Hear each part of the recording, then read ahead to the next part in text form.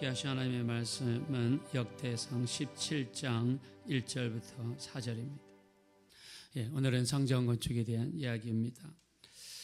역사상 많은 왕들을 보면요, 자기가 재임하고 있는 동안 굉장히 많은 업적을 만들어내거나 또는 위대한 건축물을 만들어내서 자기 위엄과 업적을 후대에게 전하려는 강한 욕심을 가지고 있습니다.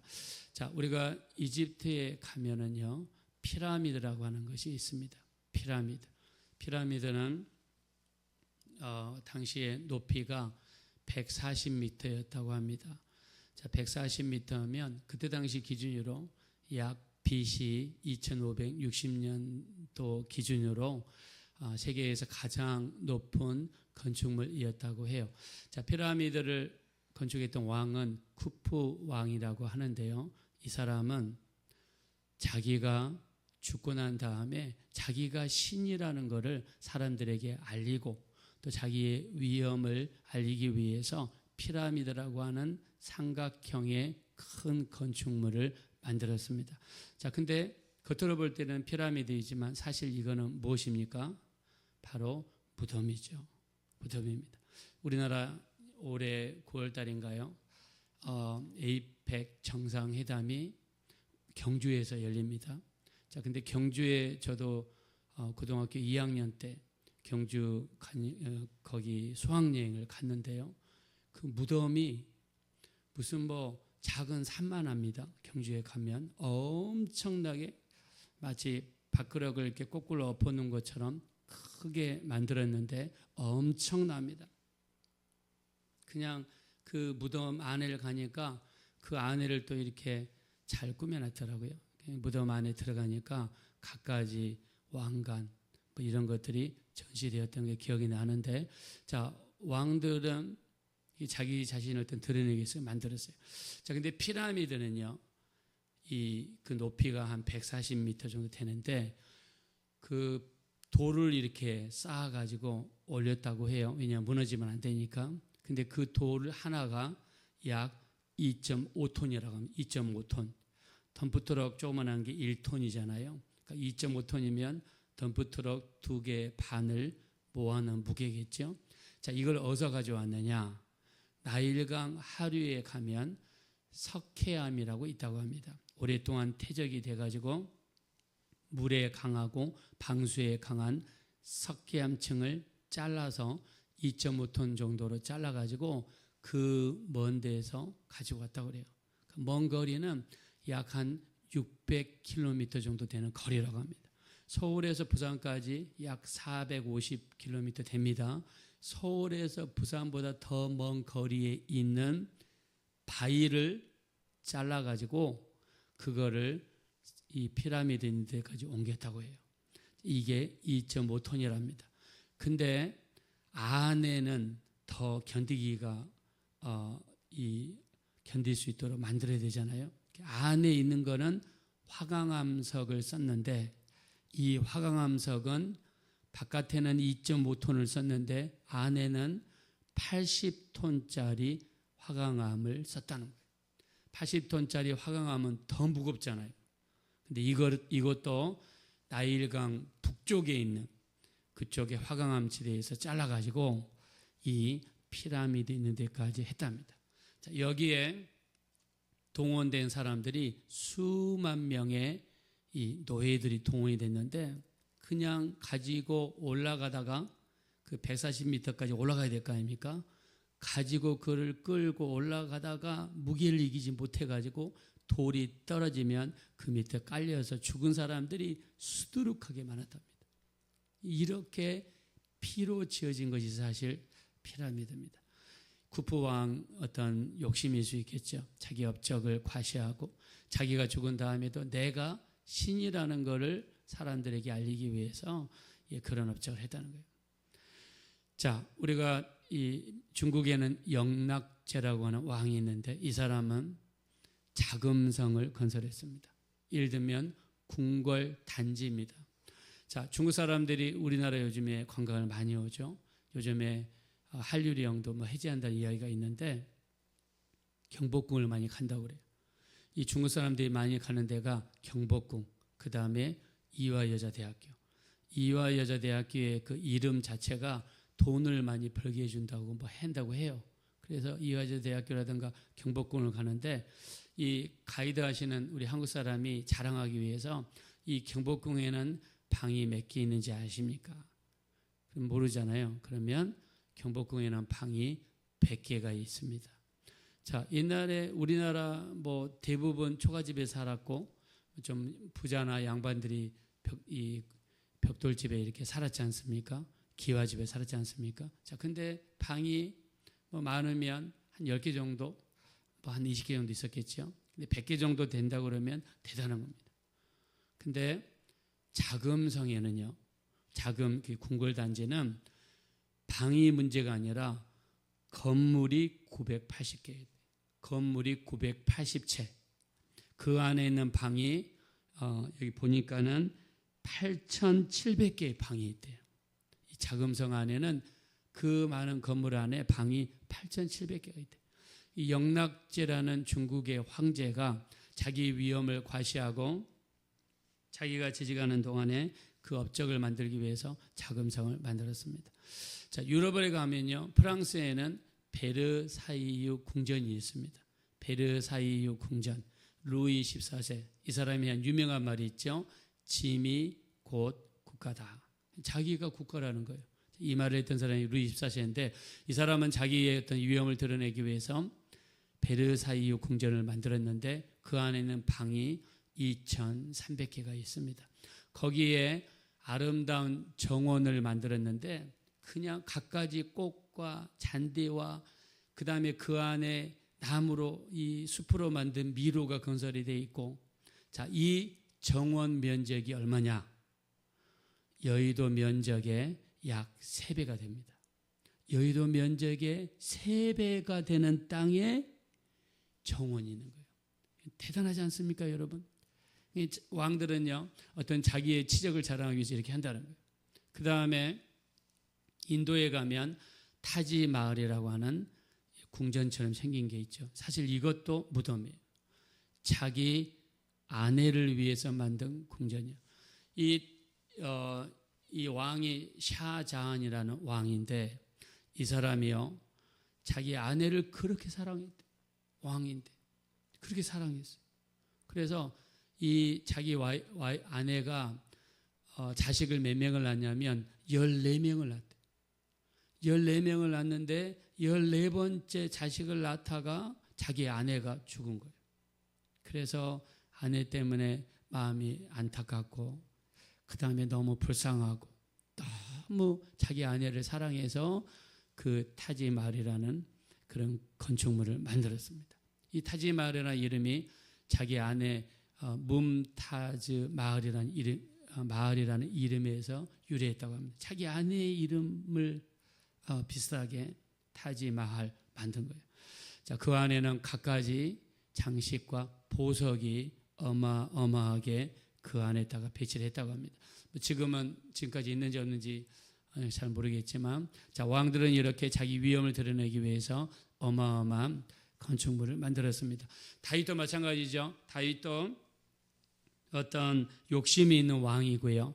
자기 업적을 드러내고자 하는 그 마음이 왜 없었겠습니까? 남쪽과 북쪽을 통합해서 이 굉장히 큰 왕국을 건설했던 다윗에게도 나름대로 큰 성전을 건축을 해서 하나님께 드리고자 하는 마음도 있었을 것이고, 큰 성전을 건축을 해서 자기의 어떤 위엄, 자기의 어떤 업적을 만들고자 하는 그런 마음이 있었을 겁니다. 저도 지금까지 많은 교회를 다녔습니다. 86년도부터 교회를 다니기 시작했는데 목사님들 많은 설교를 들어보면 물론 다 그런 건 아니지만 그 내면에는 큰 성전을 짓고자 하는 그런 강한 마음들이 있는 것을 볼 수 있습니다. 자, 우리 한번 1절 말씀 보겠습니다. 1절. 자, 1절 다 같이 한번 읽겠습니다. 시작. 다윗이 그의 궁전에 거주할 때에 다윗이 선지자 나단에게 이르되 나는 백항목 궁에 거주하거늘 여호와의 언약궤는 휘장 아래에 있도다. 아멘. 자, 다윗을 위해서 히람이라는 왕, 두로라는 나라의 히람이라는 왕이 백향목을 보내고 목수와 석수들을 보내고 다윗을 위해서 백향목으로 아름다운 궁전을 건축을 해줬습니다. 자, 다윗은 그것이 늘 마음에 걸렸던 것 같아요. 나는 궁궐도 아닌 백향목 궁궐, 최대의 사치를 자랑하는 백향목으로 만든 궁궐에 사는데 하나님의 성전은 밖에 천으로 만든 천막이에요. 우리가 이거를 다윗의 장막이라고 그러죠. 우여곡절 끝에 벗기를 모시고 왔습니다. 중간에 우사가 죽기도 했어요. 근데 다윗의 장막을 볼 때마다 늘 마음에 걸리는 거예요.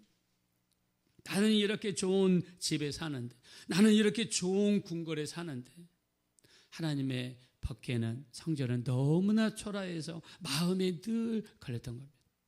그리고 자기가 통일왕국의 왕으로서 뭔가 하나를 만들고 싶은 마음이 분명히 있었을 것이라고 생각합니다. 그래서 하나님 앞에 기도를 하게 됩니다. 자, 그리고 나단 선지자에게 물어보죠. 자, 나단 선지자가 이야기합니다. 2절입니다. 시작. 나단이 다윗에게 아뢰되 하나님이 왕과 함께 계시니 마음에 있는 바를 모두 행하소서. 아멘. 자, 마음에 있는 바를 모두 행하란 말이 무슨 말이겠습니까? 왕의 힘을 다해서 한번 성전을 건축해 보세요, 이런 뜻입니다. 나단 선지자도 동의한 거예요. 왕이 그런 마음을 가지고 있으면 왕이시니까 뭐를 못하겠어요. 또 왕이 그렇게 해놓으면 왕이 업적이 아닙니까? 뭐 이런 말이겠죠. 왕의 마음에 있는 바를 모두 행하소서. 한번 마음껏 하나님을 위해서 헌신해 보세요, 이런 이야기입니다. 자, 그러고 나서 둘 다 기도에 들어갔습니다. 자, 나단 선지자가 기도를 합니다. 자, 우리 한번 3절 보겠습니다. 시작. 그 밤에 여호와의 말씀이 나단에게 임하여 이르시되, 4절입니다. 가서 내 종 다윗에게 말하기를 여호와의 말씀이 내가 거할 집을 건축하지 말라. 아멘. 기도를 해보니까 하나님께서 건축하지 말라. 우리가 다른 성경에는 너는 일평생 군인으로서 수많은 피를 흘렸으니 너는 건축하지 말라. 하나님 말씀했습니다. 하나님의 성전은 깨끗한 손, 거룩한 손, 하나님이 원하시는 손으로 건축되어야 된다는 것을 성경에서 말씀한 거예요. 그래서 우리가 성전을 건축하거나 교회 어떤 건축할 때 문제가 있으면 안 됩니다. 지역사회나 아니면 주변 사람들이나 문제가 있으면 안 돼요. 제가 아는 어떤 교회는 건축하다가 그냥 교회하고 건설회사하고 싸움이 붙었어요. 싸움이 붙어가지고 세상에 재판까지 갔습니다. 근데 사실은 그것이 그렇게까지 좋아 보이지는 않았어요. 자, 건축할 때는요, 피 묻은 손이면 안 된다. 다른 사람을 죽이고 피 묻은 손을 해서는 안 된다. 우리 이런 걸 뭐 알 수가 있는 거죠. 그래서 되도록이면 최대한 문제 없이 깔끔하게 이렇게 일이 이루어져야 됩니다. 자, 다윗의 입장을 한번 보겠습니다. 나름대로 마음에 결단하고 또 나단 선지자도 동의했습니다. 마음에 있는 바를 모두 행하십시오. 동의했습니다. 그래서 이제 정말 마음을 잡고 한번 건축할 마음이 있었는데 하나님께서 너는 안 된다라고 이야기하신 거예요. 아마 다윗은 나름대로 큰 실망이 들었을 겁니다. 신앙의 열정, 어떤 신앙의 열심도 있었고 나름대로 성전 건축에 대한 욕심이 있었는데 하나님께서 제지했습니다. 자, 근데 다윗 왕의 가장 큰 위대한 점은 무엇인가? 하나님께서 다윗의 그 어떤 열정, 욕심, 아니면은 다윗의 어떤 품은 뜻, 그것에 대한 제지가 들어왔을 때 다윗은 그 하나님의 뜻에 100% 동의하고 순종했다는 것입니다. 나의 어떤 계획이 있고 나의 어떤 욕심이 있고 나의 어떤 원대한 꿈이 있을지라도 하나님께서 안 된다라고 이야기했을 때 거기에 순종할 수 있었던 것이 다윗의 위대한 점인 줄로 믿습니다. 우리 한국 사람들이 기도의 특징이 있습니다. 무슨 특징이냐? 내가 하나님 앞에 가가지고 그냥 때를 쓰고 그 다음에 소나무 뿌리가 뽑힐 때까지 기도했더니 되더라.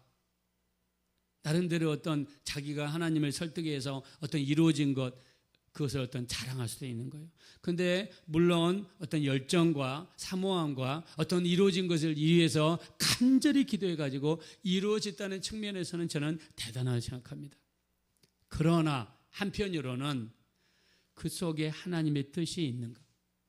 그 속에 하나님이 원하시는 것이 있는가? 아니면 내가 일방적으로 구해서 주님 이거 이루어져야 됩니다. 내 뜻만을 통찰하기 위해서 해서 통과시킨 것은 아닌가?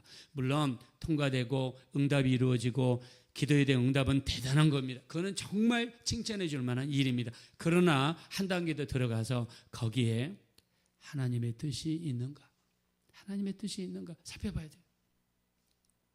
예수님도 마찬가지입니다. 예수님도 겟세마네 동산에서 마태복음 26장 기도하실 때 어떻게 말씀하십니까? 아버지여, 이 잔이 내게서 지나가기를 원하나이다. 자, 예수님이 원하는 것은요, 이 잔이 어떻게 해서든 내게 지나가서 내가 안 죽고 이 어려움을 겪지 않고 하나님의 뜻이 이루어지기를 원한다는 뜻이에요. 만약 한국 사람 스타일로 기도한다 그러면 아버지, 이 잔이 지나가게 도와주세요. 지나가게 도와주세요. 지나가게 도와주세요. 소나무 뿌리가 뽑힐 때까지 지나가게 도와주세요. 해가지고 만약에 그런 식으로 기도했다.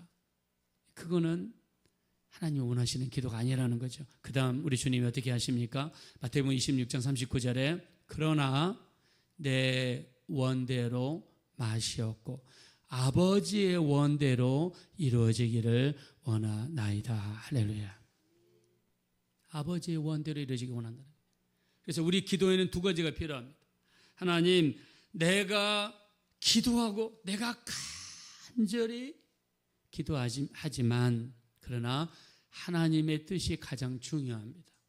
이거 하나님은 우리는 지금 당장 앞에 있는 것만 보고 기도하는 거잖아요.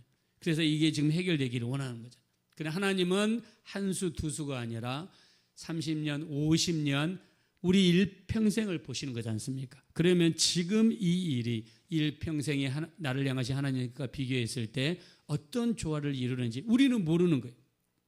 어떻게 기도해야 됩니까? 그러나 내 원대로 마시었고 아버지의 원대로 되기를 원하나이다. 우리는 이런 기도를 드려야 될 줄로 믿습니다. 하나님의 뜻을 존중하는 기도. 우리 자녀들도 마찬가지입니다. 내 생각에는 내 자녀가 이게 됐으면 좋겠어요. 내 욕심에 의해서 간절히 기도할 수 있어요.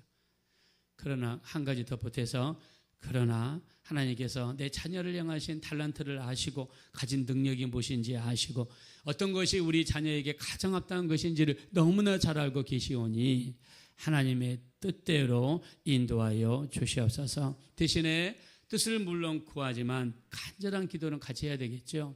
그래서 우리 주님도 내 원대로 마시었고 아버지의 원대로 되기를 원하나이다. 이 기도를 드렸습니다. 다윗은 자기 욕심이 있습니다. 자기의 뜻이 있습니다. 그럼에도 불구하고 하나님의 뜻이 내게 왔을 때 그것을 충분히 수용했고 포용했고 순종하는 삶을 살았다는 것입니다. 우리 신앙생활도 마찬가지입니다. 여러분의 뜻을 관찰하는 게 신앙생활이 아닙니다.